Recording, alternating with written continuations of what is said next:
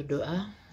Bapa, terima kasih karena kami boleh ada sebagaimana kami ada di pagi hari ini ya Bapa. Kami boleh berkumpul bersama dalam peribadahan online, itu pun karena anugerah Tuhan. Sekalipun kami ada di tempat kami masing-masing, tetapi kami percaya Roh-Mu lah yang mempersatukan kami. Bapa, kami telah memuji dan memuliakan nama-Mu lewat puji-pujian kami. Saatnya bagi kami untuk rindu diberkati dengan kebenaran firman-Mu. Urapilah hamba-Mu ini Tuhan, biarlah setiap kata kalimat yang keluar dari lidah mulut hamba-Mu itu adalah isi hati-Mu bagi semua jemaat-Mu yang mendengarkannya. Tuhan berkati umat-Mu, berikanlah mereka pengertian sehingga mereka dapat mengenal Engkau dengan benar. Berfirmanlah Bapa dalam nama Tuhan Yesus Kristus. Haleluya. Amin. Shalom saudara-saudara sekalian. Selamat pagi. Hari ini saya akan menyampaikan firman Tuhan tentang Allah dan Anda. Mengapa saya menyampaikan firman Tuhan ini? Saudaraku, kita ini kita ini sedang hidup di masa-masa yang sulit, ya. Pandemi COVID-19 telah mengubah banyak hal di dalam kehidupan kita. Ya. Yang utamanya apa? Membuat kita menderita. Banyak orang atau mungkin juga bahkan keluarga yang kita kenal kehilangan anggota-anggota keluarganya. Tidak hanya itu, pandemi COVID-19 juga membuat banyak orang kehilangan pekerjaannya. Banyak usaha bangkrut. Karena bangkrut, akhirnya terjadi pemutusan hubungan kerja. Nah, membuat orang tidak berpenghasilan dan tak dapat memenuhi kebutuhan hidupnya. Sudah 2 tahun lebih, saudara, hal ini kita jalani. Nah, penderitaan ini seringkali membuat orang-orang yang mengalaminya pada akhirnya mempertanyakan tentang Tuhan. Bahkan menyalahkan Tuhan. Seolah-olah Tuhanlah sumber dari semua yang sedang dialami oleh manusia pada saat ini. Oleh karena itu, saya merasa bahwa kita perlu untuk mengenal Tuhan itu dengan benar. Ya saudara, kalau kita nggak kenal Tuhan, kita akan sangat mudah menyalahkan Tuhan. Ya, baiklah saudara, karena ada 2 topik bahasan yang akan kita bahas, namun waktu yang terbatas, hari ini saya akan bahas tentang Tuhannya terlebih dahulu, Allahnya ya, tentang Allahnya terlebih dahulu. Ya saudara, apa itu Allah? Apa yang dapat saudara pahami tentang Allah? Kamus Besar Bahasa Indonesia mendefinisikan Allah itu sebagai pencipta alam semesta yang maha sempurna. Jadi intinya Allah itu adalah pencipta dari alam semesta yang dapat kita lihat sehari-hari di dalam kehidupan kita ini. Ya. Ada sebuah pertanyaan. Apakah Allah itu ada?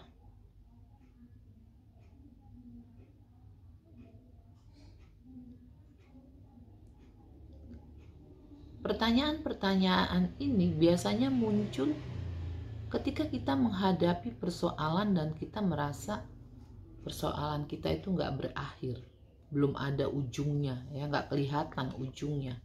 Sehingga kita mempertanyakan, ada nggak sih Allah itu? Ya, saudaraku, sebetulnya secara umum orang dapat memahami bahwa Allah itu ada melalui apa? Alam semesta ini. Bahkan di dalam Mazmur 19 ayat 2 mengatakan gini, langit menceritakan kemuliaan Allah dan cakrawala memberitakan pekerjaan tangannya. Pemazmur mengatakan bahwa langit dan segala yang ada di dalamnya sesungguhnya itu menceritakan pekerjaan tangan Tuhan. Artinya ada yang menciptakannya. Gak mungkin alam semesta yang serba teratur ini dapat terjadi sedemikian rupa tanpa ada yang membuatnya. Sedangkan kertas ini ya saudara, kertas ini aja ada yang membuatnya, makanya ada. Terlebih alam semesta yang begitu sempurna, yang bahkan tidak dapat dipahami dengan sempurna oleh pikiran kita, ya saudara, oleh otak kita ini, gitu ya saudara. Sehingga banyak orang menyelidikinya. Bagaimana mungkin, gitu ya, matahari, bulan, dan bintang ada di langit, tapi gak pernah jatuh ke bumi ini ya saudara. Tapi coba benda ini, kertas ini, saya lepaskan dari tangan saya, dia akan terjatuh ke bawah. Ya. Setiap hari matahari terbit di timur dan akan tenggelam sore hari di barat. Demikian seterusnya. Ya, setiap matahari terbit menunjukkan hari yang baru, menandakan hari yang baru. Ya. Itu saja sudah menceritakan pasti ada yang menciptakannya. Ya, tidak mungkin ada dengan sendirinya. Ya, saudara. Nah, kita nggak perlu meragukan keberadaan dari Allah itu sendiri. Karena apa yang kita lihat sehari-hari sebetulnya menunjukkan Allah itu ada. Ya. Paulus di dalam Ibrani 11 ayat 6 dia berkata begini, tetapi tanpa iman tidak mungkin orang berkenan kepada Allah. Sebab barang siapa berpaling kepada Allah, ia harus percaya bahwa Allah ada dan bahwa Allah memberi upah kepada orang yang sungguh-sungguh mencari Dia. Paulus salah seorang dari Rasul Tuhan. Mengapa dia bisa menuliskan ini? Karena Paulus mengalami Tuhan di dalam seluruh hidupnya. Ya, saudara. Makanya dia bilang, barang siapa berpaling kepada Allah, barang siapa bercerita tentang Allah, barang siapa mengalihkan perhatiannya kepada Allah, berbicara tentang Allah, sesungguhnya orang itu harus percaya dulu bahwa Allah itu ada. Ya.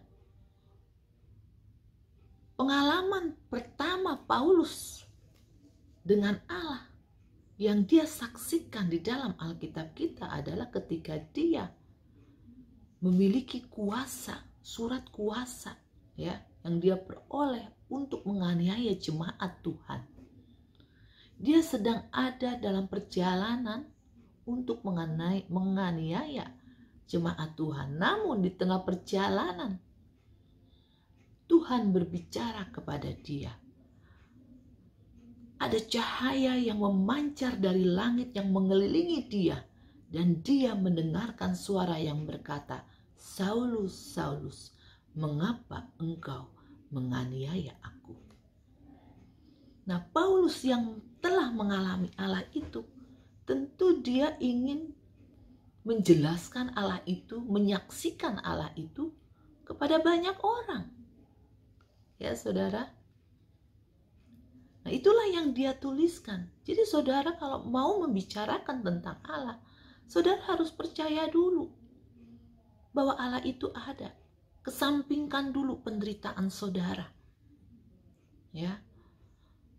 Kita fokus dulu kepada Allahnya, ya saudaraku sekalian. Nah, yang menjadi pertanyaan selanjutnya adalah, kalau kayak begitu Bu Esther, bagaimana dong cara kita menghampiri Allah? It's okay. Aku percaya bahwa alam semesta ini ada yang menciptakannya. Dan kita sebut dia sang pencipta itu sebagai Allah. Gitu ya saudara ya. Tetapi bagaimana dong cara kita bisa bertemu dengan Allah? Bagaimana cara kita bisa datang menghampiri Allah? Kita semua tahu Allah itu nggak kelihatan. Ya, kalau kita terlihat, tapi Allah itu nggak terlihat. Ya. Yohanes 4 ayat 24 berkata bahwa Allah itu roh. Ya saudara. Allah itu roh.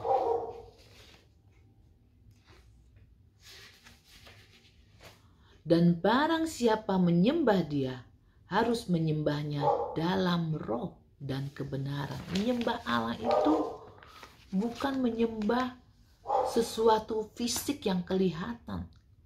Jadi Alkitab kita udah kasih tahu, karena Allah itu roh, menyembah dia itu di dalam roh. Ya kan? Paulus di dalam Kisah Para Rasul ya 17 ayat 22 sampai 32 ya. Kisah Para Rasul 17 ayat 22 sampai 32.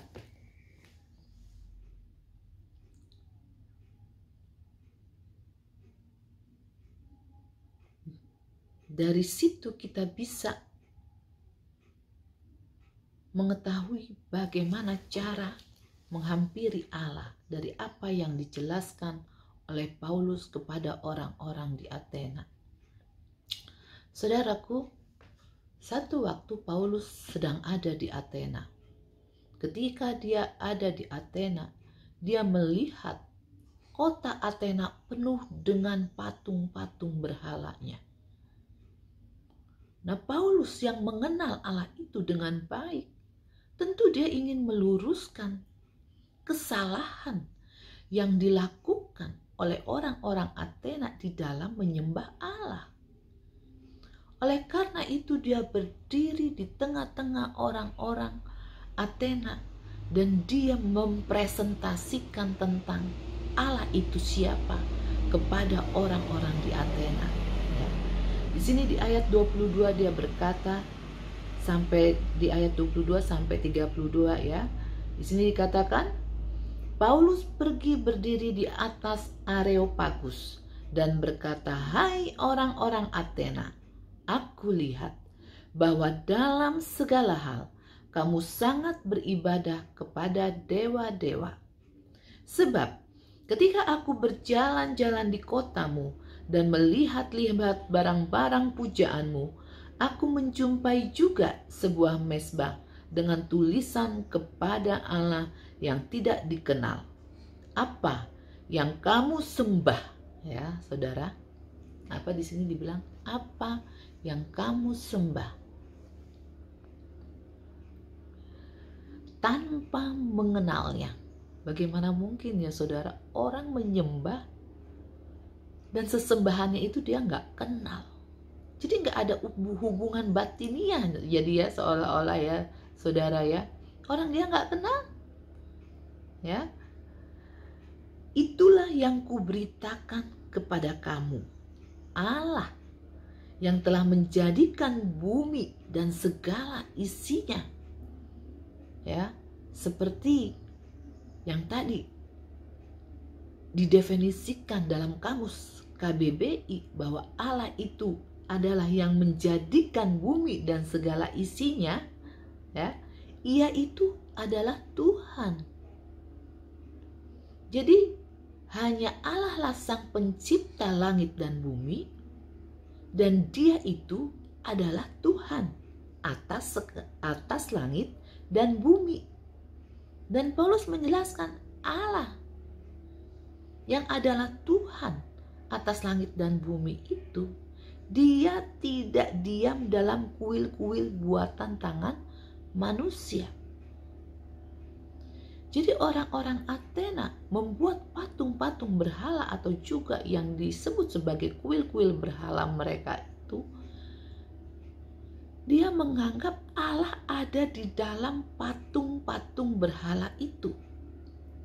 Ya, seperti tadi yang telah saya sampaikan, Allah itu roh, sehingga dia nggak kelihatan. Kalau Allah itu kelihatan dan kita tahu keberadaannya dengan jelas, kita akan sangat mudah menghampirinya, ya kan? Misalnya kayak istana presiden, ya kan? Kita tahu tempatnya, kita bisa datang ke sana, ya. Nah, bagaimana dengan Allah? Kita nggak tahu Allah itu di mana, ya, karena Dia roh, Dia nggak kelihatan, sehingga orang ingin mewujudkan Allah yang nggak kelihatan itu melalui patung-patung berhala yang mereka buat, ya saudara. Dan juga tidak dilayani oleh tangan manusia, seolah-olah ia kekurangan apa-apa, karena Dialah yang memberikan hidup dan nafas dan segala sesuatu kepada semua orang. Manusia membuat benda-benda, patung-patung, dia pikir itu Allah. Ya, saya dapat memahaminya, saudara.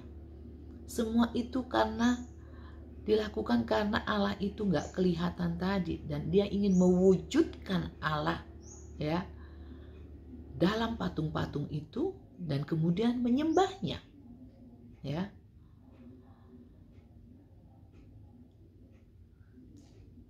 Tetapi Paulus meluruskan, Allah nggak seperti itu, nggak diam di dalam kuil-kuil buatan tangan manusia, seolah-olah Allah tuh kekurangan tenaga gitu ya, sehingga harus dilayani oleh manusia begitu, dengan membuat patung-patungnya untuk menjadi wadah supaya Allah bisa diam di dalamnya, ya kan?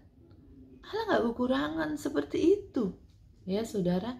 Justru Dia maha kuasa, ya.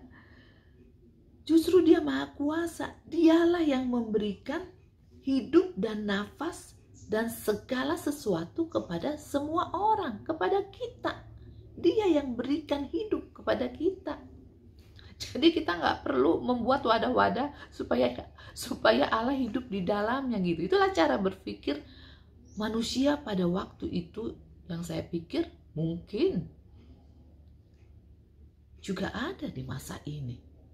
Orang pergi ke gereja, tetapi dia juga memiliki benda-benda pujaan. Siapa tahu, saudara, ya. Siapa tahu. Dia pikir dia sedang memuja Allah. Tetapi Paulus katakan itu bukan pemujaan terhadap Allah. Salah, saudara, ya.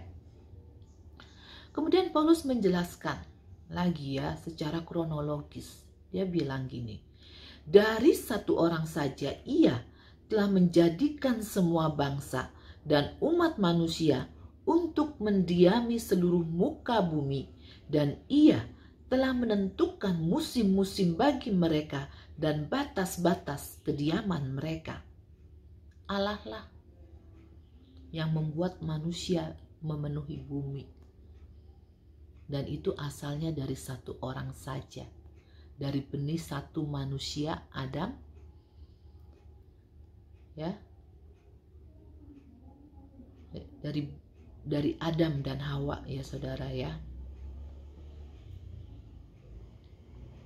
Kemudian manusia berkembang biak, berketurunan gitu ya saudara. Berkembang biak udah kayak ini aja, kayak binatang ya saudara. Kemudian manusia berketurunan ya, lama-lama semakin banyak, penuhlah bumi ya.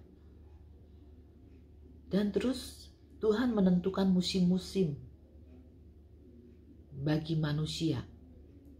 Kalau di Jakarta musim panas, musim hujan. Kalau di negara adik saya, di tempat adik saya di mana dia tinggal saat ini, karena dia orang Indonesia menikah dengan orang Austria. Nah, di negara dari suaminya itu ada musim salju. Ya kan? Nah, Allah menentukan batas-batasnya. Ada benua Eropa, ada benua Asia, ya kan? Dan setiap kelompok itu memiliki nama-nama bangsanya gitu ya. Ada bangsa ini, bangsa itu, ya kan? Ada bangsa Israel, bangsa Arab, ya kan saudara? Bangsa Indonesia. Saudara ya saudara, begitu. Itu yang melakukan siapa? Itu yang melakukan Allah. Ada yang mengatur, Allah yang melakukannya. Tuh Paulus memberikan penjelasan. Supaya mereka mencari Dia dan mudah-mudahan menjamah dan menemukan Dia, walaupun Ia tidak jauh dari kita masing-masing. Nah, sesungguhnya keadaan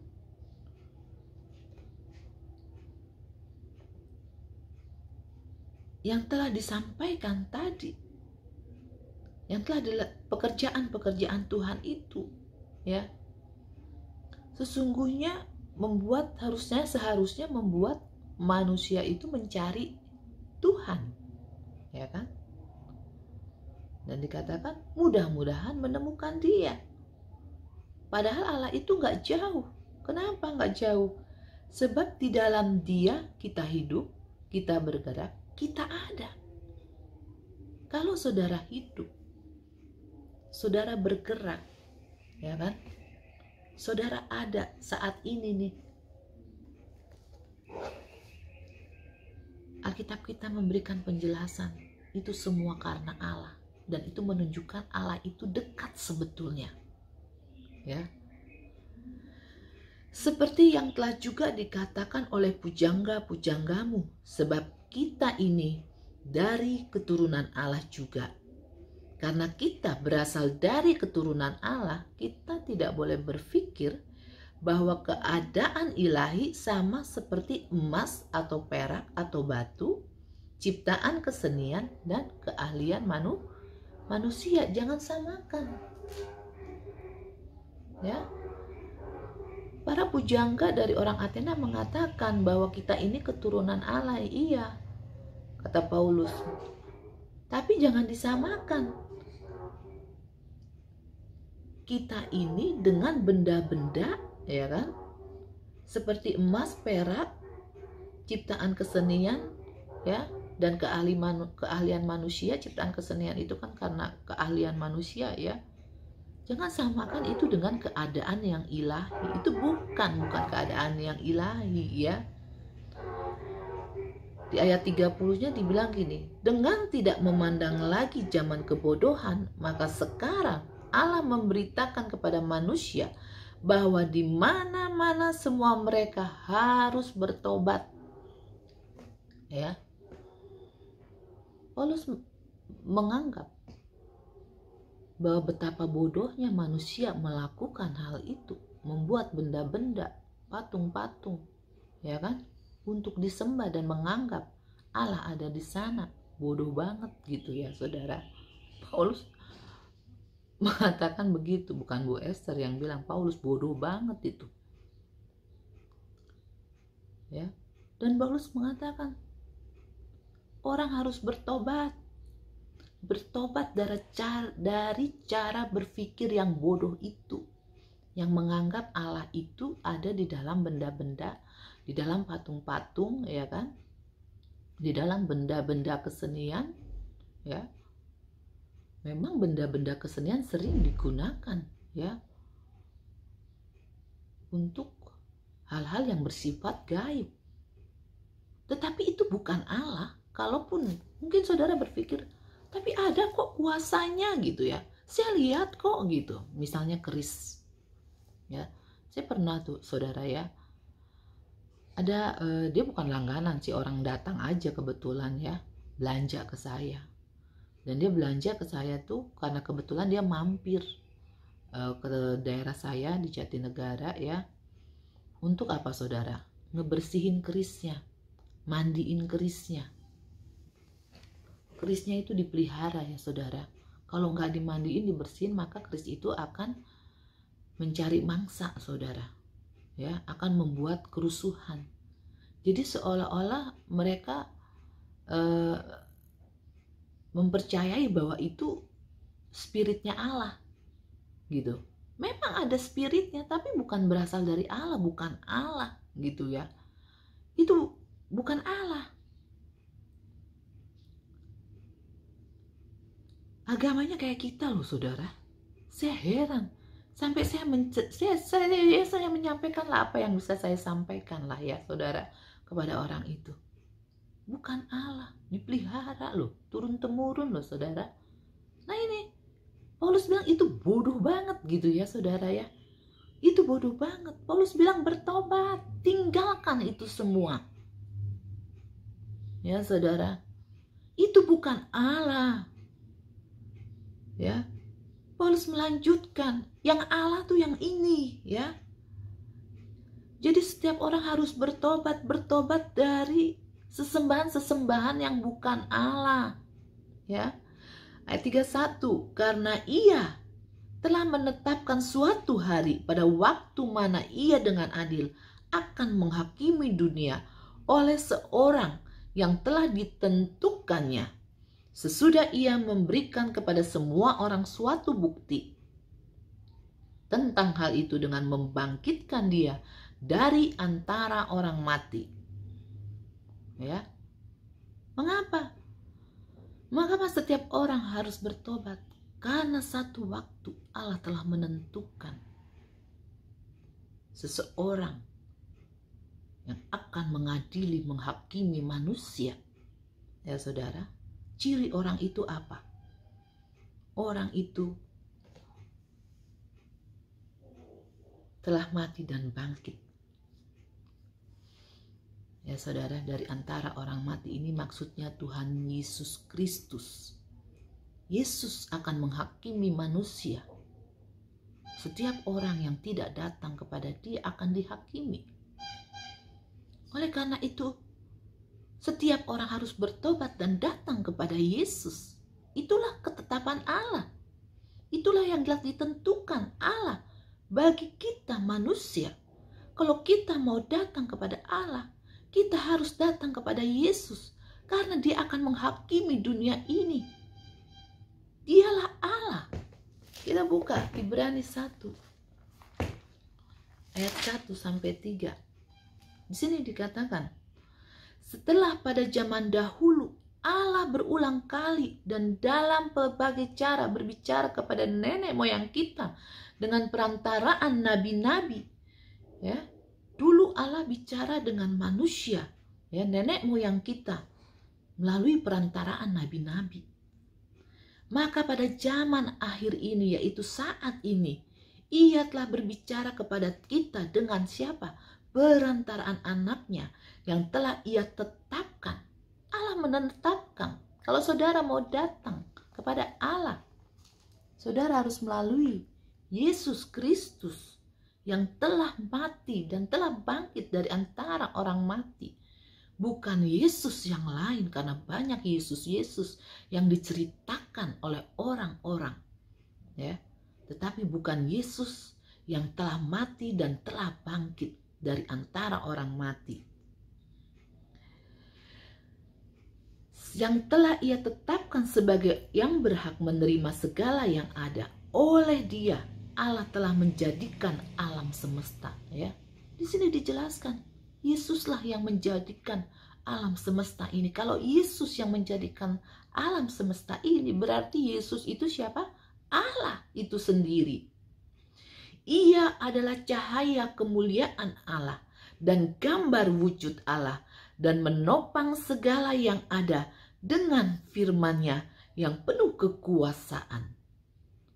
Seperti tadi yang sudah saya sampaikan, karena Allah itu gak kelihatan, manusia ingin mewujudkan Allah dalam bentuk patung-patung berhala.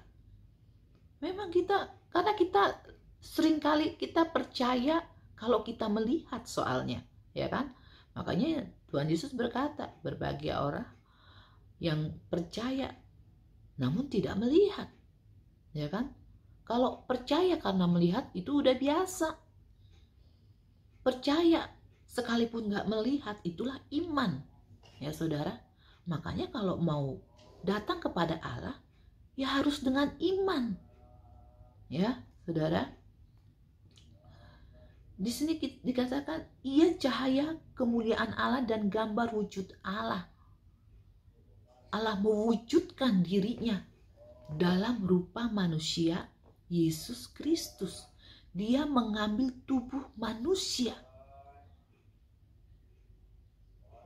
Untuk supaya apa? Tubuhnya mati di atas kayu salib. Menebus kita, saudaraku sekalian. Nah, Yesus itu, dialah yang menopang segala yang ada dengan firman-Nya yang penuh dengan kekuasaan. Dan setelah ia selesai mengadakan penyucian dosa. Jadi Yesus yang mengadakan penyucian dosa. Melalui kematiannya itu, ia duduk di sebelah kanan yang maha besar di tempat yang tinggi. Ya. 1 Yohanes 4.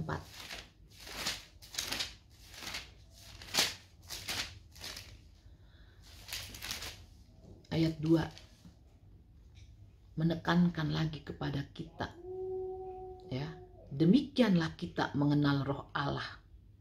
Setiap roh yang mengaku bahwa Yesus Kristus telah datang sebagai manusia itu berasal dari Allah.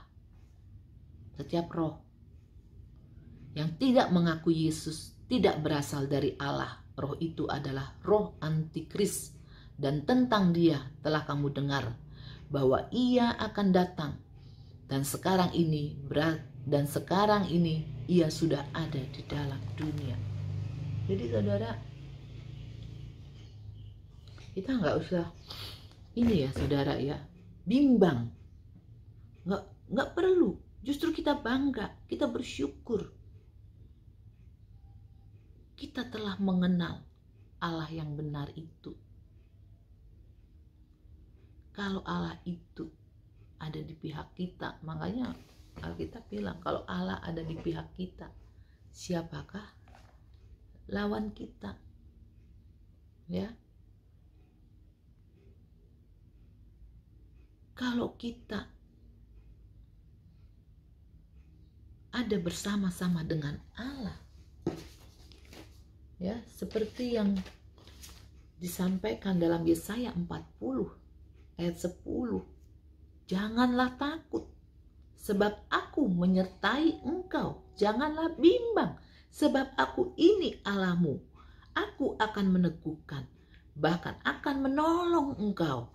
Aku akan memegang engkau dengan tangan kananku yang membawa kemenangan. Jika Allah yang Maha Kuasa yang kita hampiri melalui Yesus Kristus itu ada bersama dengan kita, mengapa saudara bimbang? Mengapa saudara mempertanyakan Allah? Pelajari Alkitab itu. Saudara nggak mengenal Allah.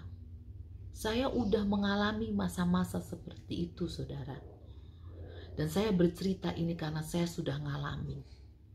Ketika kita ada di dalam penderitaan yang nggak ada ujungnya, kita cenderung hati kita mempertanyakan Tuhan itu. Tuhan, engkau ada di mana? Tuhan, engkau ada nggak sih? Bahkan kita suka ngomel, sungut-sungut, bahkan menyalahkan Tuhan. Ya, satu waktu Tuhan bicara sama saya, jangan engkau nganggap diri lu bijak. Jangan kamu nganggap dirimu itu bijak. Takutlah akan Tuhan. Itulah kenapa? Karena saya pakai logika saya. Ya, saya ini udah kenyang dengan penderitaan, saudara. Makanya saya bisa bicara seperti ini. Dan ketika saya menyadari, oh iya ya, Yesus itu adalah Allahku. Dia penciptaku, dia yang memberiku hidup. Masakan aku berani berkata kepada yang memberiku hidup, ngapain sih lu bikin gini sama gua? Ya kan saudara? Masakan sang pencipta kita tidak boleh memperlakukan kita sekehendak hatinya? Ya saudara? Sedangkan kita menciptakan satu benda ini, membuatlah satu benda ini. Kita bisa memperlakukan benda yang kita buat itu dengan sesuka hati kita. Terlebih Allah. Makanya dia makanya dia juga menggambarkan dirinya sebagai seorang penjunan dan kita adalah bejana tanah liat yang ada di tangannya. Yang sedemikian rupa dibentuk supaya kita menjadi bejana yang indah menurut pemandangan Allah. Masakan Allah yang menciptakan kita tidak boleh berbuat sekehendak hatinya kepada kita. Ya saudara, itu yang saya alami. Oleh karena itu jangan sungut-sungut, jangan ngomel-ngomel. Percayalah, Tuhan bilang, aku menyertai engkau. Jangan bimbang, aku ini Allah loh yang menciptakan langit dan bumi itu, yang menyertai engkau. Aku akan meneguhkan engkau, aku akan tolong engkau, aku akan memegang engkau. Ya, dengan tangan kananku. Bayangin kita dipegang tangan kita dengan tangan Allah, tangan kanan Allah yang pada akhirnya membawa kita pada kemenangan. Kalau Paulus menyaksikan hal itu, saya pun mengalami hal itu ya saudara. Makanya saya bisa bicara. Saya boleh mengalami begitu banyak kemenangan. Satu waktu mungkin saya akan bersaksi. Karena waktunya terbatas ya saudara, terlebih ini online. Ya. Jadi saudara ingatlah, apapun yang terjadi, tetaplah percaya, Dia Tuhan yang baik. Dia tahu apa yang terbaik bagi saudara dan saya. Terpujilah Tuhan. Mari kita berdoa. Bapa, terima kasih untuk firman-Mu, meteraikan di hati kami Tuhan, sehingga dimanapun kami berada, apapun yang terjadi atas hidup kami, kami tetap kuat dan teguh oleh karena firman-Mu. Terima kasih Bapa, berkati umat-Mu, dalam nama Tuhan Yesus, haleluya, amin. Terima kasih Bapak yang baik, buat pagi ini kami boleh beribadah online di rumah kami masing-masing Tuhan. Terima kasih Bapak, itu bukan tenaga kuat kami, tapi karena Tuhan Yesus yang menuntun kami boleh mendengarkan firman-Mu kami di rumah Roh Kudus.